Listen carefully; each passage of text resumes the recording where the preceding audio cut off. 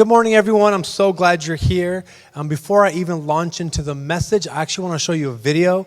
Who was it? It was Becca. Becca mentioned that come mid-September, we're going to start our small group semester, and we're going to be inviting all of you to pray, consider thinking about joining a small group. So I got a video here I want to show you. A friend of mine showed it to me. It's from a different church called Church in the Highlands. But the reason I want to show it to you is because their message is something you've heard us say a bunch of times, and they say in a really funny way. So can you guys get that video ready? It's called What You Can't Do Alone, or something like that. Things You Can't Do Alone. There are some things in life that you can't do alone, like play ping pong. Yeah, baby! Give yourself a root canal. Be stuck in a traffic jam. Are you serious? Come on! Perform a flash mob. Have a sack race. Set, go! Got this! I'm gonna beat you! I got this! Yeah! Yeah! Go on a babe. lunch Come date. on. Trust fall. Okay, here I go. Falling. Some things in life just don't work without the help of others. Your spiritual journey is one of them. When it comes to that, we're much better together. Today we start our new small group semester that will last 13 weeks. That means that now is the time to go online, search the directory, and find a group that works for you. Call the leader and go for it. If you go, then you'll find out that real life change happens in the context of relationships. So don't hesitate and find your group today. All right, so we are not starting this week, but we will be starting soon. And you've heard us say this a bunch of times. There's some things you cannot do alone.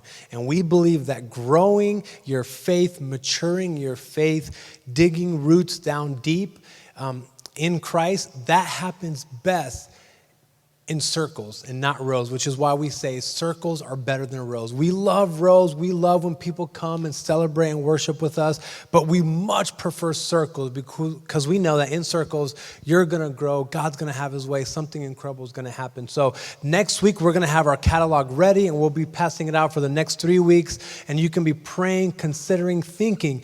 Maybe God wants you to plug in mid-September. We're going to go for 12 weeks, so it'll go through the beginning of December, and to 12 weeks. Once a week, you can come, get together, find a group that fits your schedule, that fits your personality, that fits your hobbies. And I think that if you do that, it's going to be a great fall for you. So next week, we'll give you more information on that. If you do have questions, though, the Connection Center is always a great place to go.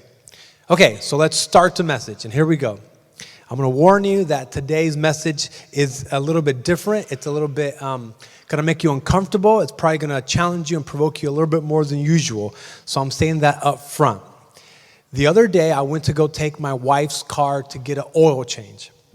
And I never drive her car unless I have to do something like this. So I got in her car, and I started driving down the highway towards the place we get our oil change. And then I looked down, and I saw that the gas light was on, and that my gas gauge was below the E, below it. And then we have like a digital readout that says stuff, and it says miles to empty, 0 is what it said, 0. So at that point, I start wondering, I wonder how accurate the engineers were who designed this car. Do they literally mean 0, like I'm out of gas completely? And at that, I've driven my car, so we all know our own cars. You have a system. Like if the gas light turns on, you probably got another 20 miles. That's just like, don't even worry about it, right? But I don't know this car. I don't know. I don't know how long it's been on E. How long has Elise been driving on E? It could have been a day, a week, a month. Who knows, right? Anyway, so I had no idea. So right away, I turned the AC off because somewhere I heard that the AC wastes gas. I don't know if that's true or not, but I did.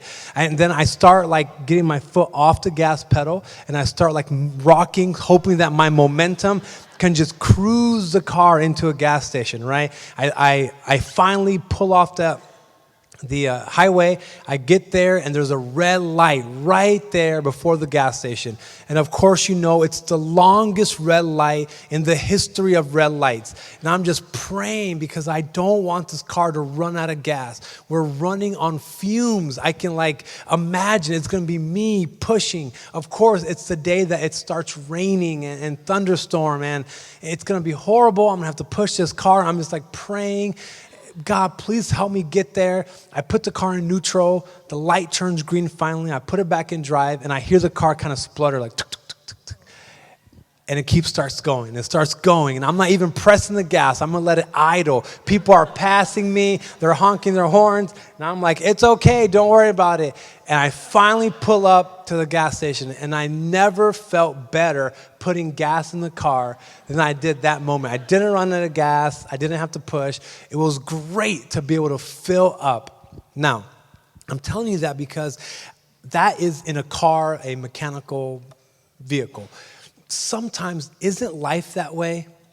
Sometimes, this is the end of the summer, and it was summer vacation is what we know we call summer vacation. But at the end of summer, don't you feel just exhausted? Don't you feel tired? I'm surprised you guys didn't clap when Pastor Becca said the kids are back in school. Yay, we're happy. We love you kids, but we're glad. Get educated, right? It's like in life, sometimes we just get tired. And I feel like for a lot of us, we can look at our life and we feel like we are like that car running on fumes after everything we have going on in our lives. We look at our problems. We look at our finances. We look at our relationships. We look at all the complexity of our life. And sometimes it feels like we're running on empty. It feels like we're just dragging. It feels like I don't know if I can make it to the next gas station. Can I make it? I just feel stressed out. I feel worn out. I feel weary. I feel tired. And we're tired from running. And some of us, we're running and we don't even know why. Maybe you're running from your past. You made mistakes and there's problems in the past and you're just running to try to get as far away as you can from your past. Some of us, we're running from people and we're trying to get as far away as from that person who hurt us or disrespected us or did things, we just don't want to deal with that person. Some of us, we're running from God. We feel like, no, I don't want God in my life. I don't want what he has to say in my life. I don't want what he wants, so I'm just going to run from God. And some of us, we're not running from something, we're running for something. There's dreams we have. There's prosperity that we're looking for, success, that promotion, that next big thing. And we're running, and we're trying, and we're working, and we feel like, man, I am running on empty. When is that next gas station coming up? We're running from God. We're running for God. Maybe we're running to earn his approval. We think that if we can just keep on going and keep doing these good things and be a good person and do everything we're supposed to do, if we do that, then God will accept us. So whether you're running from God or you're running for God, they both tire us out. They leave us empty, exhausted, and we feel like we just want to refill. Here's the cool thing. Jesus made this promise to all of us. He made it to me, he made it to you, he made it to all of us. He said this, come to me, all those who are weary and tired and burned out and stressed out and they don't know if they're going to make it. Come to me, and here's the promise. Jesus says, I will give you rest. And I am praying that for the next 4 weeks, this month of September, these Sundays are going to be like pulling up to the gas station. And I am praying that God would renew you. He'll give you new strength, new purpose, revitalize you, give you revival, do whatever he needs to do in your life. And that is my prayer. I'm praying for this month to be a special month in the life of all of us. So let me just say a quick prayer and then we'll jump right in. So Father, this month, we're tired and we're taking you up on your promise. We want refreshment. We want renewal. We want you to revive us, to give us that strength, that purpose, that excitement, that expectation that you are going to do great things in our lives this fall, this month. In your name we pray, Jesus. Amen. All right, so we are in week 1, first week of the Pursued series. We're calling it God's Divine Obsession with us, with you, with me. God's obsessed with you. And my hope is that as we dive in this book, you're going to get a new image, a new picture of what God is like. That's my prayer. So I'm just giving you the introduction today. This is the very beginning. I'm only going to read a couple verses in the Bible. I'm going to try to set the backdrop so that we're all on the same page. So there's this obscure book in the Old Testament. It's called the book of Hosea, who was a minor prophet. So if you have a Bible, I invite you to follow along. I suggest you use a table of contents. You'll never find Hosea until I close in prayer.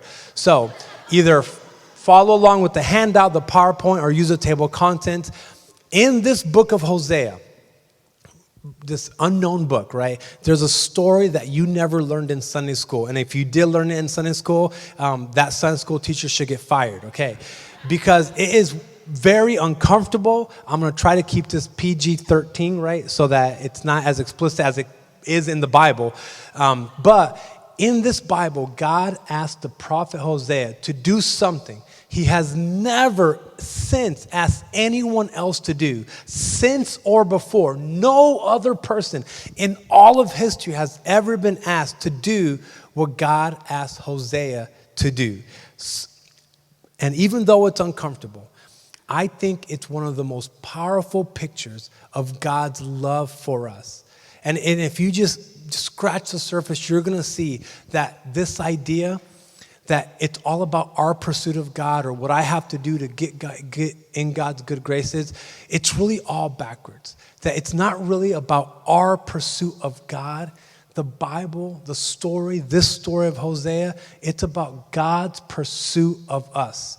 That he is the one who instigates. He is the one who chases. He is the one who woos us. And he is the one who's pursuing us. So this month, I hope that throughout the course of the week, when you're praying, when you're reading the Bible, when you're going to bed at night, throughout the day, when you're driving, you're going to have the sense that God is pursuing you and pursuing you for something special. So let's dive right in. Hosea chapter 1, verse 2.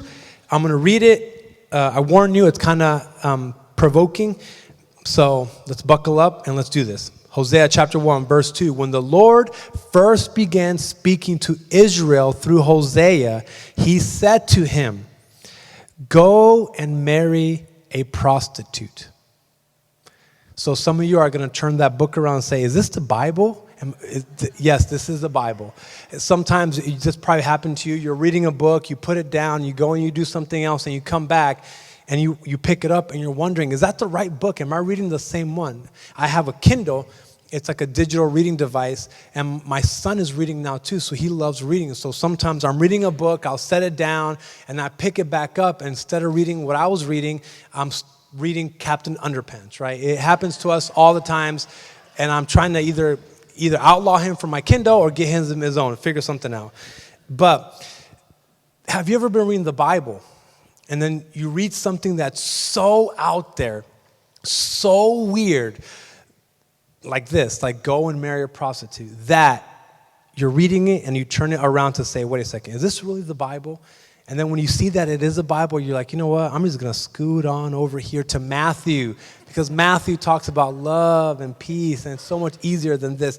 So I'm going to ask you to resist that urge today, because like I said, this story that we're going to read, as uncomfortable as it is, it's going to be one of the stories that's going to hopefully reshape, repaint the image of God, the God who's pursuing us. So it's uncomfortable. I know you're thinking this is unexpected and it's not supposed to be there, but it's there. God is saying to Hosea, I want you to go marry this woman who is going to be unfaithful to you. She's going to have children, and some of those children are not going to be your children. And I want you, Hosea, to hold this happy family together. And Hosea is thinking, wait a second. What about building a big boat? Or wearing a coat of many colors? Or fighting a giant? I'll do anything. Not this, God. Anything but this. But this is what God says. He says, Hosea, go and find this person who doesn't deserve it, this person who's probably bad, who's not that good, and I want you to marry her. And this is why, Even though she's unfaithful, I want you to marry her because my people, the Israelites, continue to be unfaithful to me. They keep on turning their backs on me. They don't remember me. They don't reflect on me. They don't acknowledge me. They worship other things in their lives. They worship other gods. They have other idols. So in a real sense, the people of Israel are cheating on me in this relationship. So rather than just speaking about it, Hosea, I want you to experience this. I want you to live this. I want you to know what it's like to be in a relationship with someone that you are pursuing, and they keep running away from you and running away from you. I want you to know what it's like to be faithful to someone who continues to be unfaithful to you. And once you experience that and live that, I think that will set you up to be my spokesperson in all of Israel. So that is God's plan. And I'm glad I'm not a prophet. I'm going to finish the whole verse. Go and marry a prostitute so that some of her children will be conceived in prostitution. This will illustrate how Israel has acted like a prostitute by turning against the Lord and worshiping other gods. So, verse 3, and this verse has our key word in it. So Hosea, read it with me, married. Hosea didn't befriend. Hosea didn't live next door. Hosea didn't ask for a first date. Hosea didn't go on dating website. Hosea married Gomer, the daughter of Diblam, and she became pregnant and gave Hosea a son. It's a challenging book, very uncomfortable book. It's a story there for the Israelites. It's a story there for us. And the challenge for us is to remember that God is pursuing us. That God is chasing us and he's pursuing us for a relationship. And from God's point of view, the best way to describe this relationship is marriage. And, from now on, from Hosea onward, so many of the authors in the Bible, in the New Testament, even some of the older prophets, are going to use this image of a marriage to describe our relationship with God. The church, us, we are the bride of Christ. It's just a constant image there of our relationship with God is described as a marriage. But for the first time in the Bible, this is it. This is the first time the Bible introduces this metaphor that we are supposed to be in a relationship with God, and that relationship is a marriage. And here's what's startling. The Bible explicitly introduces this metaphor.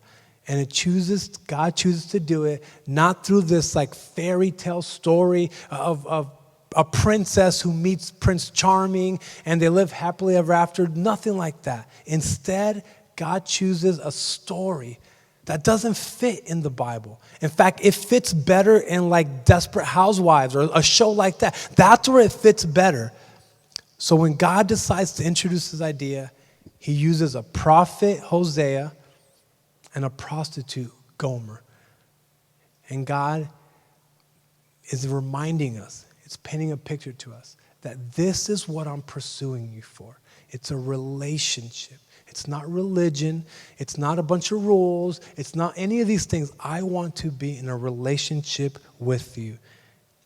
It's an invitation to trade away religion and to accept or rest in a relationship. So from God's point of view, let's look back up for a second. Before Hosea does this, what's happened? God saw Abraham and said, Abraham, I want to be in a relationship with you. I want to be in a covenant with you. I'm going to bless you through this relationship. I'm going to bless your children and your grandchildren and your great-grandchildren, and you're going to be a father of many nations, more descendants than the sands and the seas. And he does that. God leads them and God guides this people. And eventually they end up in slavery in Egypt. And what does God do? God is the one who comes and he rescues them. He rescues them from slavery and they end up in the wilderness for 40 years. And through 40 years, what is God doing? He provides for them. When they're thirsty, he gives them water. When they're hungry, he gives them meat. He's just there guiding them at night, guiding them through the day. And it's God doing this. And then out of that people, he birthed a nation. And throughout this entire time, It's God pursuing. This isn't Abraham's idea. This wasn't the Israelites' idea. It was God going after them for a relationship. It was his idea. He's chasing, he's pursuing. And through it all, he asks one thing of them. One thing is what I want. He says, Israel, this is what I want. 613 laws, but it's all summed up in this thing. I want you to love me. I want you to love me. These other people around you, they have plenty of gods. And they have their love all spread out among those gods. They're polytheists, not you. You're going to have one God, and it's going to be me. And I'm asking you to love me. Some of the people get it, the majority of them don't get it. And Israel, they start good, but then they go off and they start finding all these other gods. There's a God of the rain, the God of the agriculture, God of the sun, God of the moon, and they start worshiping these gods and ignoring the one thing God was asking of them. To be in a relationship, defined as a marriage, to love them. And in Hosea, God reminds the people and he paints this picture. And the image he presents himself, this is how God reveals himself. He reveals himself as a groom who's not just in love with his bride, he's obsessed with his bride. He's infatuated with her.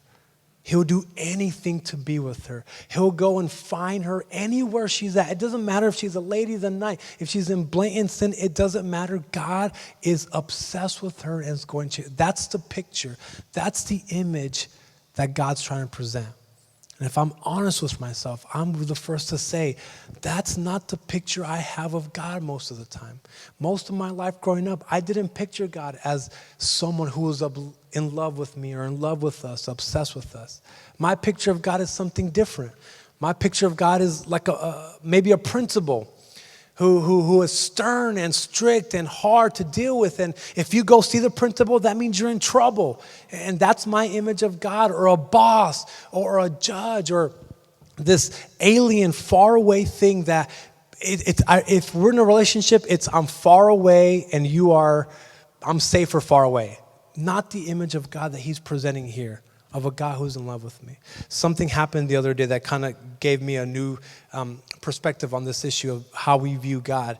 Elijah and I had a dentist appointment, and we had it for the first week of September, this week. And I convinced my son to postpone it for 2 weeks. I said, we can't go in now. Trust me, Elijah, neither of us is ready. We've been really bad at flossing. So trust me, let's postpone this. You can't trick the dentist. You can't just floss for 5 hours straight and then show up. You have blood everywhere. It's just not going to work, okay? So let's postpone it. We'll take 2 weeks. We'll floss every day in the morning and the night.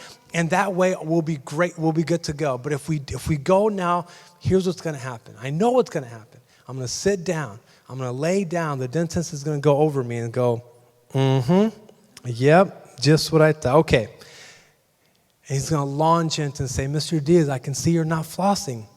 He's going to explain to me all the dangers of not flossing. They're going to show me pictures of people who didn't floss and now they lost their legs. And they didn't floss and they're homeless. I mean, all sorts of stuff. And they're going to explain to me how dangerous it is to not floss. And then they're going to treat me like a kindergarten and say, here's how you hold the floss. This is how you floss. And I'm going to say, hey, it's not a matter of not knowing how to floss. I know how to floss. I'm just lazy, right? We're just lazy. I know how to do it. I know where the floss is at. But at night, I've had a long day. I brush my teeth and I say, you know what? Tomorrow I'll double up, right? We do the double up. We'll plan to double up. And so I said, Elijah, don't go now. We'll postpone it. We'll floss 2 days, twice a day, for the next 2 weeks. And when we go, September 18th, that dentist is going to walk away impressed. We're going to win a prize. They're going to give us a certificate. They're going to take pictures of us and put it up on the wall. So before we go, we have to floss up, is what I told him, right? And that's kind of the reason, but kind of not. We just didn't work with the conflict. But I was glad. So we have to floss up. And then afterwards, it hit me. Wait a second. Isn't that how a lot of us approach God? We say, God, I want to go over there, but man, my life is not in order now. I need to floss up. I have issues with my character. I have an anger problem. This relationship over here is all damaged and broken. So let me fix this. Let me fix my habits. Let me fix all this. And once I'm all fixed up and once I'm flossed up, then I'll go to God, because then God will accept me. Then God will love me. And this story of Hosea goes completely against that idea. Because let me tell you something. Gomer, she's not flossed up. She is as far away from flossed up as possible. She is an on-purpose, intentional, rebellious sinner. She's in the middle of the worst things imaginable. I mean, she is the opposite of what like a good Christian person would be. And in that condition, God doesn't wait for her to fix things up and then come flossed up to see God. He's not our dentist. He's that groom who pursues Gomer into her sin, in her filth and in her rebellion, in her weaknesses. He chases her and goes to her. And then he says, I'm going to be in a relationship with you in a marriage. A marriage. That's the relationship God wants with her. He's saying, I'm coming to rescue. I'm coming to save. I'm coming to heal. You're broken. I'm going to take care of you. So this whole idea of marriage reminded me of something. It reminded me that 10 and a half years ago, I got married. And when I got married, I walked down the aisle. I almost said I walked down the plank. I walked down the aisle. I said some vows. She said some vows, Elise. And we said we commit to one another. We love one another till death do us part, in sickness and in health. And not in that order, but you know how it goes. The whole kit and caboodle. We did everything, right? And to prove to people and to prove to the state and to other agencies that we were married, the state of Washington gave me this. This is my marriage certificate. All that love forever and ever till death do us part is all summed up in this little 8x11 sheet of paper. And this is proof to people that we are committed to one another, that we are married, right? This is it, this one little sheet of paper. I'm going to put it here so you guys can see. Okay, a few years after that, God blessed us and we were happy and we decided to buy our first home. And then I signed this. And this is something completely different than a marriage, isn't it? This is a novel, a book. This is War and Peace, right? And I have to sign every single page. I have to read everything. That, or you just have a trust your real estate agent, right? Because there's no way you're going to read everything. But there's a big difference, right? This is a mortgage. And I'm gonna put it there so you guys can see from your point of view the difference in thickness, right? This is 2.5 inches thick. This is one piece flimsy paper. And there's a picture here. This is marriage, and this is mortgage. This is a relationship with God, and this is just religion. And that's the analogy I'm going to make. And the way I put it was that this mortgage defines the minimum relationship between me and the bank. This is the minimum payment. Can I pay more? Of course I can pay more. Can I pay less? No. You can't pay less. This is the minimum, okay? And there's some things they require of me, and there's some things I require of the bank, right? They're going to do whatever they do. I don't know what it is. I never read this, but I'm sure they have some things they're doing, I hope, right? Whereas this marriage, it's something else. It defines the maximum requirements between the two people. There is no minimum in this. When I've married bunches of people, and when I marry them, I never say, okay, so what are the minimum requirements? Husband, what's the minimum number of times you're going to take her out? What's the minimum you're going to spend on her? There is no minimum. Wife, there's no minimum. This is maximum. See, and this is the difference between our relationship with God and a religion. See, this burns us out. This tires us out. In this type of way of thinking, we're saying, okay, God, what do you want me to do? What are these laws? Okay, you want me to be good. You want me to be loving. Turn the other cheek. Okay, that's going to be a hard one. I'm going to try. And you go through all this list. Okay, God, I see what you want me to do. I'm going to give it the old college try. But then, God, here's what you have to do for me, okay, God? You have to bless me. You have to help me. And there's loopholes there. Well, I don't really have to do that. I don't, that I can get away with this. There's a bunch of loopholes in this, and that's why it's so thick. I bet years ago, your mortgage was this thick, but then something, maybe not. No, I'm making that up.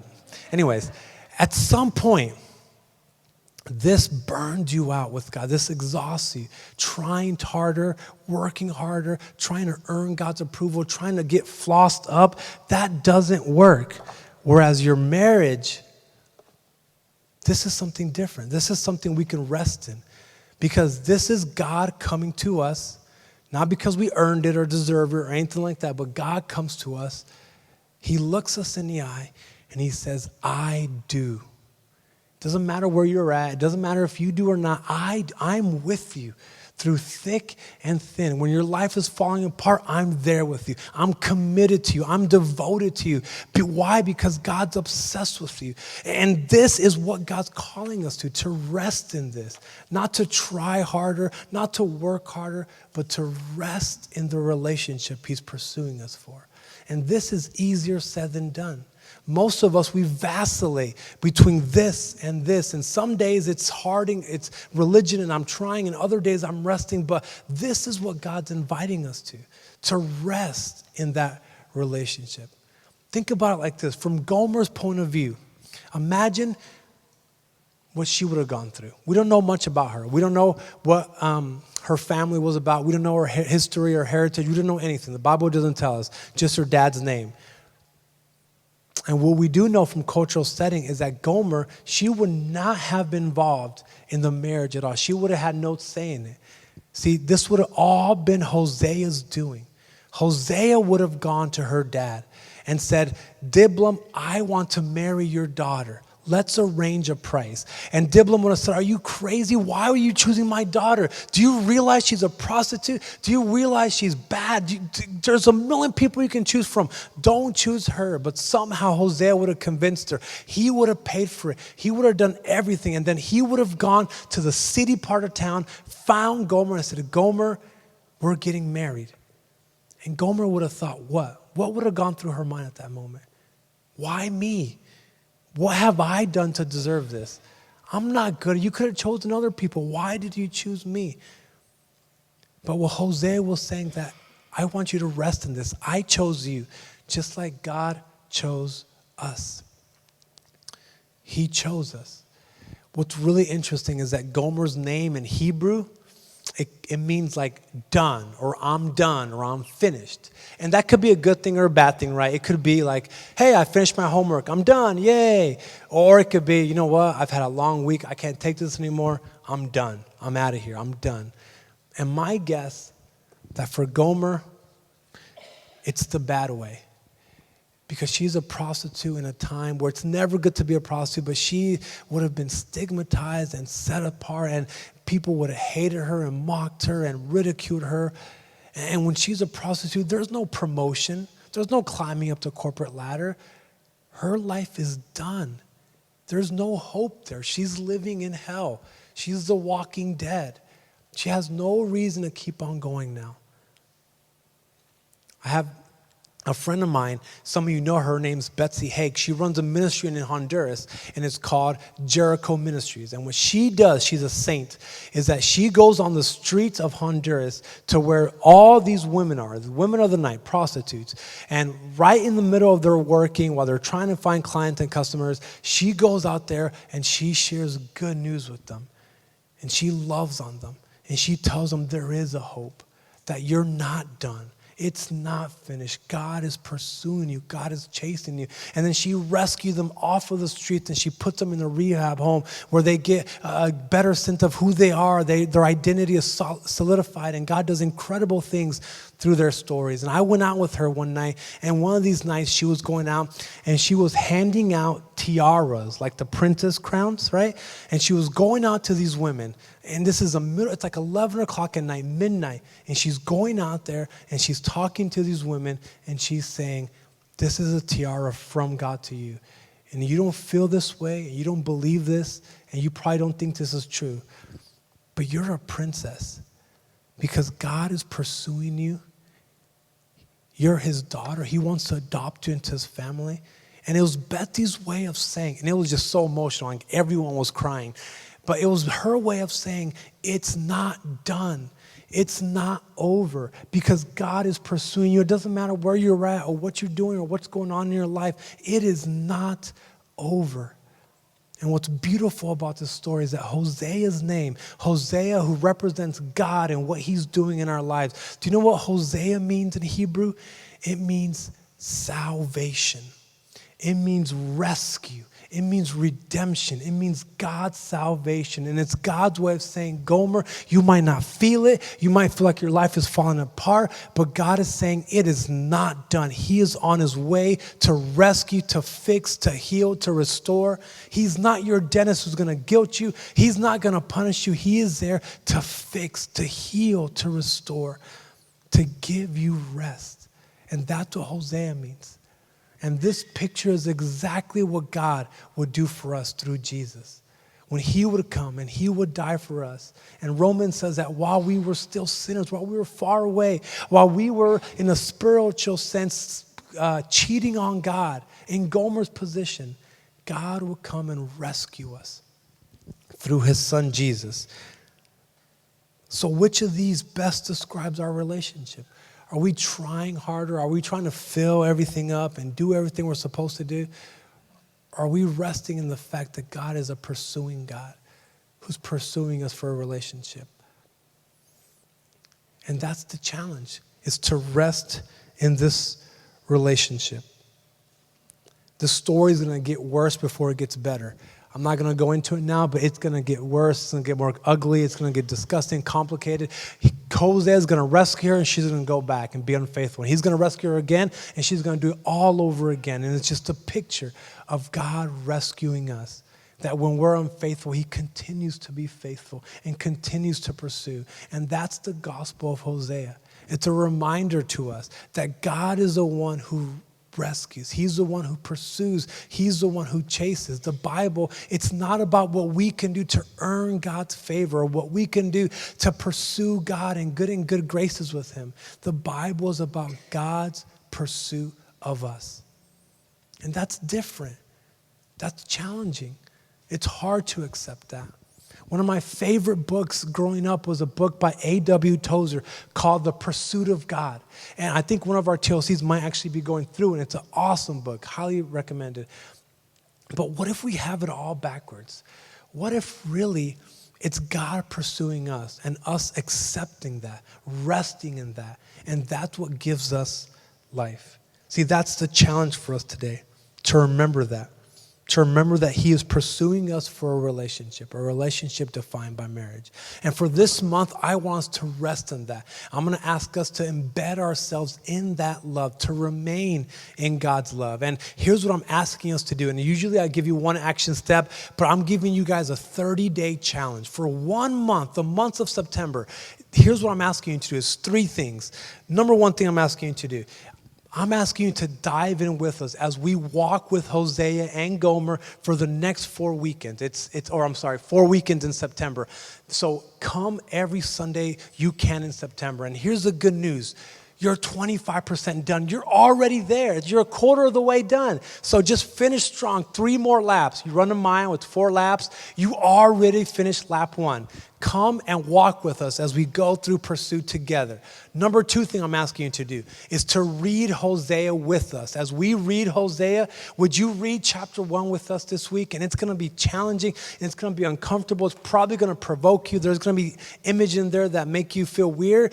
But overall, there's this theme of God's love for us. And I want us to focus on that in the book of Hosea. And then number 3 is I want you to pick one of these 3 books, just one. Don't read all 3. If you can if you want, but you don't have to.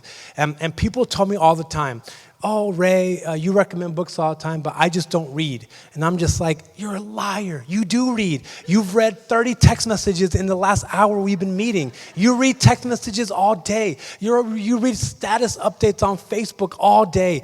Guys, we read articles on the Seahawks that tell us the same thing over and over. We know Percy Harvin's healthy. We know Legion of Boom. And I've read 1,000 articles. We do read. All of us read.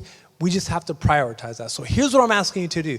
Pick one of these 3 books. Let me go through them. Redeeming Love. It's a book on the story of Hosea, and it's a novel. So if you're not into these kind of textbook, this is more for you. A Redeeming Love. It's a story of Hosea done modern times, well written. You'll love it. Number 2 is a book called Pursued by a pastor named Judd Wilhite. Great, engaging author. You'll love the book. Check it out. It's we're following kind of his outline, and I think you'll get a lot out of that book. And then number 3 is a book that our staff is reading together called Different. And in that book, it explains the difference between this mortgage, this religion, and the marriage, the relationship God has for us. That's the challenge. And the reason I'm challenging you to do this is because I want us to refuel. I want us to refresh, and I think God wants to do something great in your life this month. So I'm inviting you to join us as we walk and we see that God is pursuing us. Stand with me. I'll close this in a word of prayer. Father, I think all of us, me especially, struggle with this idea of not pursuing you. And it's not a matter of not doing it. It's this idea that I have to go and work harder and try harder and keep going and do my best. And I'm tired. I think we're all tired, and that tires us out. And I have this way of falling into this mortgage relationship with you where I do my duties and you do your duties, and we're trying to fulfill this negotiations, and that doesn't work. What I want to do, what we want to do, is accept this invitation to rest in relationship, to rest in the relationship you have for us, that you are going to be faithful, that you are pursuing us, that you are chasing us. And the beautiful thing about you, God, is that you don't give up on us. You don't throw in the towel. You don't wipe the dust off your feet with us, God. You are committed. You're obsessed with us. And let that picture be the picture we take with us as we leave, a picture of a God who pursues us. So as we go, shine your face on us. Show us your favor. Give us peace. Give us your grace. And let this week, let this month be a week that just marks our lives. In your name we pray, Jesus.